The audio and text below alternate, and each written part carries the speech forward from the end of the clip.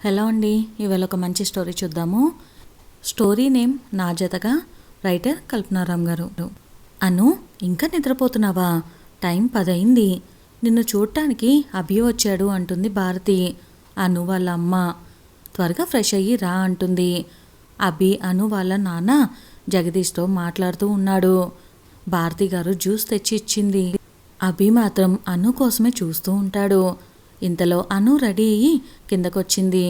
మీరు మాట్లాడుకోండి, మాకు కొంచెం పనుందని చెప్పి వెళ్ళిపోతారు జగదీష్, భారతి గారు. అభి అనుతో బాగున్నావా అంటూ మాట్లాడటానికి ట్రై చేసినా ఏదో పొడి పొడిగా మాట్లాడేస్తుంది. అభి ఏమో అను సిగ్గుపడుతుంది అనుకొని తనని ఇబ్బంది పెట్టలేదు. సరే అను, వెళ్ళొస్తా అంటాడు. సరే బాయ్ అంటుంది. రమేష్ చిత్రాల ఏకైక కొడుకు అభి. అందగాడు, బుద్ధిమంతుడు, అమ్మాయిలా కలల రాకుమారుడు. చాలామంది తనకి ప్రపోజ్ చేసినా తను మాత్రం తిరస్కరించేవాడు. కారణం, తనకి అను అంటే చాలా ఇష్టం. రమేష్, జగదీష్లు ఫ్యామిలీ ఫ్రెండ్స్ కావటంతో చిన్నతనం నుంచే అను తెలుసు. కానీ తనకే తెలియకుండా అనుని ఎంతగానో ప్రేమించాడు. తననే చూస్తూ ఉండాలనిపించేది. ఎప్పుడైనా ఫ్యామిలీ ఫంక్షన్ జరిగితే అను కోసం వెతికేవాడు. అను వస్తే చాలా ఆనందపడేవాడు. తననే చూస్తూ ఉండేవాడు. అను రాకపోతే మాత్రం చాలా బాధపడేవాడు. ఒకరోజు రమేష్ అభిని పిలిచి, నీకు పెళ్లి చేద్దామనుకుంటున్నాము, నీ మనసులో ఎవరైనా ఉంటే చెప్పు అన్నాడు. నాన్న, నాకు అను అంటే చాలా ఇష్టం. పెళ్ళంటూ చేసుకుంటే తననే చేసుకుంటా అన్నాడు. రమేష్, చిత్ర చాలా సంతోషంగా జగదీష్ వాళ్ళతో విషయం చెప్పారు. వాళ్ళు కూడా ఒప్పుకున్నారు. జగదీష్ అనుని పిలిచి, నీకు అభికి పెళ్లి చేద్దామనుకుంటున్నాం అన్నాడు. అను మాత్రం, నాన్న, నేను రాహుల్ని ప్రేమించా అంది. కానీ జగదీష్ అదేం వినిపించుకోకుండా, నీకు అభినే కరెక్ట్ అని అభితో పెళ్లి ఫిక్స్ చేస్తారు. అను, రాహుల్తో మా ఇంట్లో నాకు పెళ్లి ఫిక్స్ చేశారు. నేను ఎంత చెప్పినా నా మాట వినట్లేదు డాడీ అని చాలా బాధపడుతుంది. వాళ్ళు ఫిక్స్ చేసిన డేట్కే మన ఇద్దరం పెళ్లి చేసుకుందాం అంటుంది. తప్పు అని వారించినా అను వినదు. పైగా నువ్వు కూడా నన్ను అర్థం చేసుకోవట్లేదు అని ఏడుస్తూ ఉంది. సరేరా, అయితే నువ్వు చెప్పినట్టే చేద్దాము. ఇక నువ్వు ప్లీజ్ రా, నేను నిన్ను ఇలా చూడలేను అంటాడు. తను కూడా నవ్వుతుంది. అందుకే అను అభితో సరిగ్గా మాట్లాడదు. ఇదంతా తెలియని అభి తనతో మాట్లాడటానికి షై ఫీల్ అవుతుంది అనుకుంటాడు. పెద్దలు పెళ్లి డేట్ ఫిక్స్ చేస్తారు. పెళ్లి కార్డులు ప్రింట్ చేయించి గణపతి పూజ చేయించి పెళ్లి కార్డులు పంచుతారు. పెళ్లి రోజు రానే వచ్చింది. అనుకున్నట్టుగానే తను పెళ్లి రోజు గోడ దూకి పారిపోయింది. రాహుల్ వస్తానన్న ప్లేస్ దగ్గర ఎదురు చూస్తూ ఉంది. అభి ఇంట్లో నలుగు మొదలైంది. ఫ్రెండ్స్, చుట్టాలు అందరూ అభికి పసుపు రాస్తూ ఆట పట్టిస్తూ ఉన్నారు. మంగళ స్నానానికి కూడా ఏర్పాటు చేసుకుంటూ చాలా కోలాహలంగా అందరూ కలిసి ఒక్కసారిగా బిందెలతో నీళ్లు అభి మీద పోస్తూ ఎంతో సందడిగా ఉంది. తర్వాత అభిని పెళ్ళికొడుగ్గా రెడీ చేశారు. ఇక్కడ అను రాహుల్ కోసం ఎదురు చూస్తూ ఉంటుంది. జగదీష్, భారతి చాలా బాధపడుతూ ఉన్నారు. ఇంతలో ఎవరో ఫోన్ చేసి, మీ అమ్మాయి ఊరు చివర ఉన్న శివాలయంలో ఉంది అని చెప్పారు. దాంతో జగదీష్ వెంటనే వెళ్ళి అనుని తీసుకొస్తుంటే ఏమీ మాట్లాడకుండా మౌనంగా కారెక్కి కూర్చుంది. అనుని కూడా పెళ్లి కూతురుగా రెడీ చేశారు. అందరూ చాలా అందంగా ఉన్నావు, మా దిష్టి తగులుతుందేమో అని బొగ్గన దిష్టి చుక్క పెడుతున్నారు. ఇంతలో బ్యాండ్ బాజాలతో పెళ్ళికొడుకు వాళ్ళ తరపు బంధువులందరూ వచ్చారు. వారికి అతిథి మర్యాదల తర్వాత పెళ్ళికొడుకుగా అభిని మండపం మీదకు తీసుకుని వెళ్ళారు. గణపతి పూజ చేపించారు. ఇంతలో పంతులు గారు గౌరీ పూజ కోసం పెళ్లి కూతుర్ని పిలిచారు. గౌరీ పూజ తర్వాత జీలకర్ర, బెల్లం, తాళి కట్టడం అన్నీ అయిపోయాయి. అభి చాలా సంతోషంగా ఉన్నాడు. అను మాత్రం కళ్ళ నుండి వస్తున్న కన్నీటిని ఆపుకుంటూ పైకి సంతోషంగా నటిస్తుంది. అప్పగింతల తర్వాత సత్యనారాయణ వ్రతం చేశారు. తర్వాత రోజు అనుకి అభికి ఫస్ట్ నైట్ అరేంజ్ చేశారు. అను రూమ్లో బెడ్ని మొత్తం మల్లెపూలతో అలంకరించి మధ్యలో గులాబీ పూలతో హార్ట్ షేప్ని డెకరేట్ చేశారు. అభి పట్టు పంచెలో చాలా అందంగా ఉన్నాడు. ఆ బెడ్ వైపు చూస్తూ ఊహల్లో తేలుతూ ఉంటాడు. అను తెల్ల చీరకి ఎరుపు రంగు అంచు ఉండే పట్టు చీర, దానికి తగ్గట్టుగా సింపుల్గా జ్యువెలరీ పెట్టుకొని చాలా అందంగా ఉంది. ఆడవాళ్ళందరూ ఆమెకు జాగ్రత్తలు చెప్పి పాల గ్లాస్ చేతికిచ్చి తనను అభి ఉన్న రూంలోకి పంపించి తలుపు వేశారు. పాల గ్లాస్తో అభి వైపు వస్తున్న అనుని అభి ఎదురెళ్ళి తన చేతిలో ఉన్న పాల గ్లాస్ తీసుకొని టేబుల్ మీద పెట్టి అనుని మంచం మీద కూర్చోబెట్టాడు. అభి ఏదో మాట్లాడుతూ ఉండగా నాకు నిద్ర వస్తుంది అని అటు తిరిగి పడుకొని కళ్ళు మూసుకుంది. అభి ఎంత పలకరించినా పలకదు. అభి నిజంగానే నిద్ర వచ్చిందేమో అనుకొని లైట్ ఆఫ్ చేసి పడుకున్నాడు. ఉదయాన్నే నిద్రలేచి అనుని అంతే చూస్తూ ఉండిపోయాడు. ఇంతలో అను నిద్రలేచింది.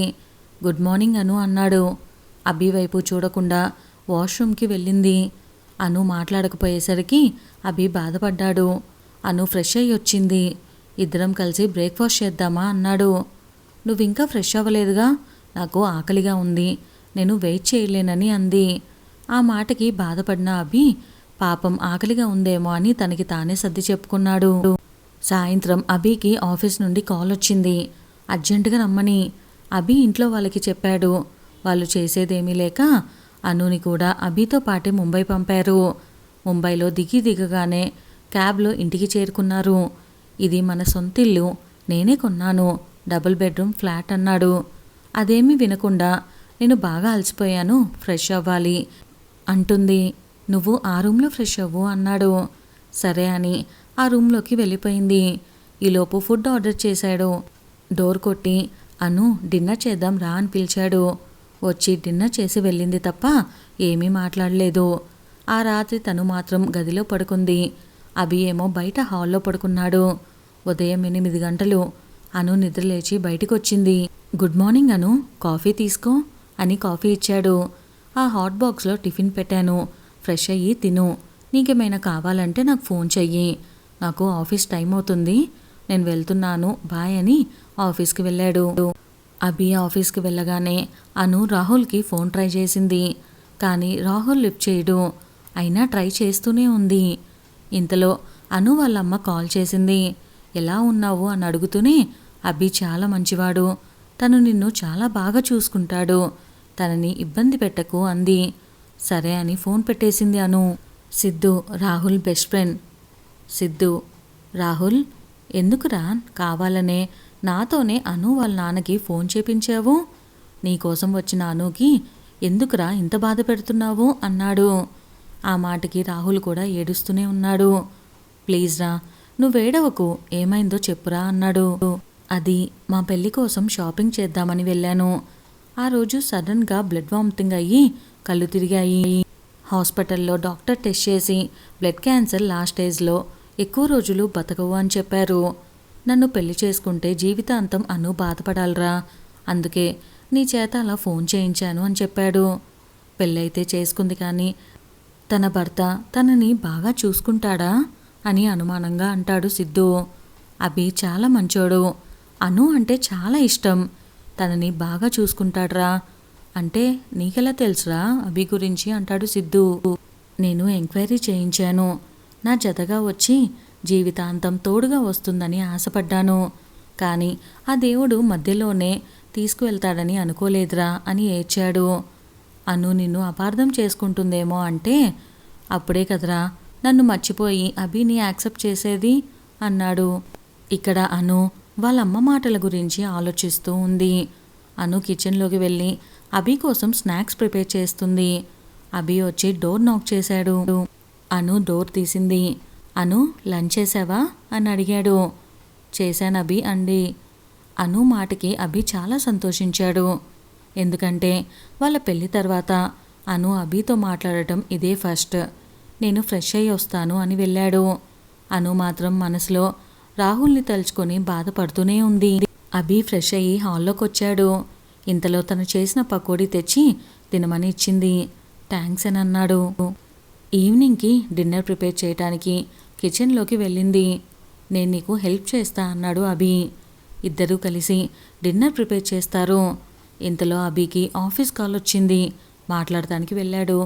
ఈలోపు అను అన్ని డైనింగ్ టేబుల్ మీద సర్దేసి ఫ్రెష్ అయ్యి వచ్చింది. ఇద్దరూ కలిసి డిన్నర్ చేశారు. తర్వాత అభి హాల్లో, అను బెడ్రూమ్లో నిద్రపోయారు. అను ఉదయాన్నే లేచి అభికి టిఫిన్ లంచ్ ప్రిపేర్ చేస్తుంది. ఈరోజు వీకెండ్ కావడంతో అభి అనుని రెస్టారెంట్ తీసుకువెళ్ళాడు.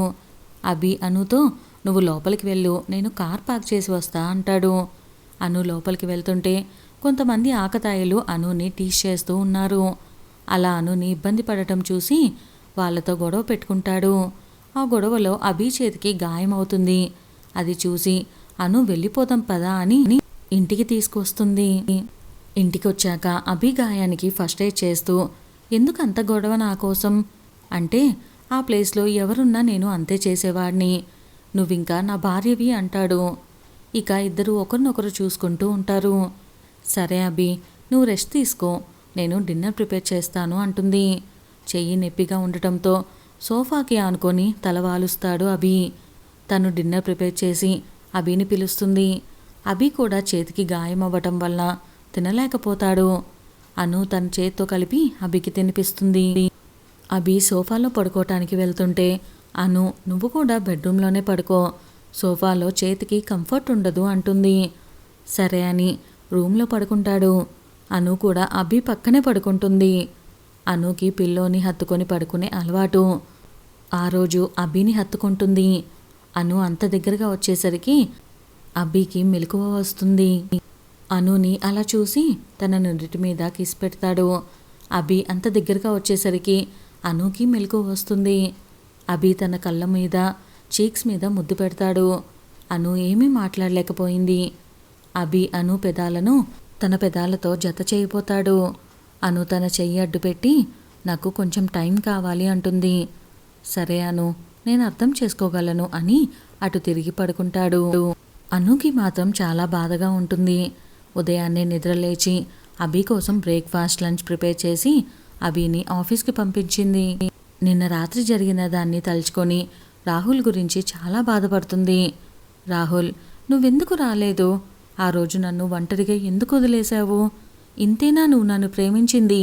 ఎన్ని కలలు కన్నాము, ఆ కలలన్నీ చేదు జ్ఞాపకాల్లా మిగిలేలా చేశావు. ఇప్పుడు నువ్వు నేను కావాలన్నా నేను వేరొకరి భార్యనైపోయాను అని ఏడుస్తూనే ఉంది. ఇంతలో అభి ఫోన్ చేస్తాడు. అను, ఈరోజు ఈవినింగ్ నా ఫ్రెండ్ ఇందు వాళ్ళ హస్బెండ్ రేవంత్ అమెరికాలో ఉంటారు. ఏదో పని మీద ఇండియా వస్తున్నారు. మన ఇంట్లోనే ఉంటారు. కొంచెం అరేంజ్మెంట్స్ చెయ్యి. సరే అభి, నేను చూసుకుంటా అంటుంది. అభి వాళ్ళది డబుల్ బెడ్రూమ్ ఫ్లాట్.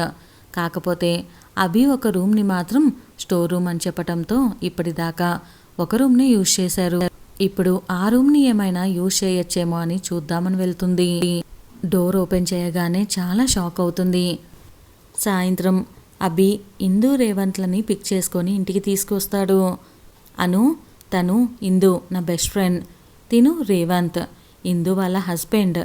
ఇందు తను అను అని చెప్పబోతుంటే అను కదా, నాకు తెలుసు, ఫోన్ చేసినప్పుడల్లా అదే పేరుగా అంటూ ఉంటాడు.